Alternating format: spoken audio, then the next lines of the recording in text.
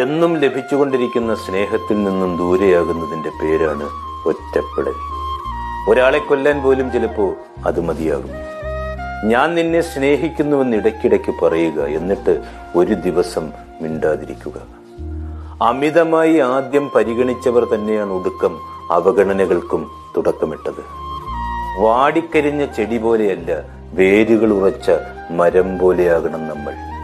മരത്തിന്റെ ചില്ലകളൊക്കെ എത്ര തവണ മുറിക്കപ്പെട്ടാലും വേരുകൾ ശക്തമാണെങ്കിൽ അത് വീണ്ടും വളരും.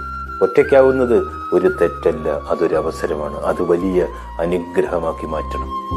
ഈ പ്രതീക്ഷകളും മോഹങ്ങളുമാണ് ഏകാന്തതയിൽ പോലും നമ്മെ വേദനിപ്പിക്കുന്നത്. വേദനകൾ മണലിലെഴുതണം, അപ്പോ സന്തോഷമാകുന്ന കാറ്റ് അവ മായിച്ചു കളയും. സന്തോഷം പൊത്തിവെക്കേണ്ടത് കല്ലിലാണ്, അതൊരിക്കലും മാഞ്ഞു പോവില്ല.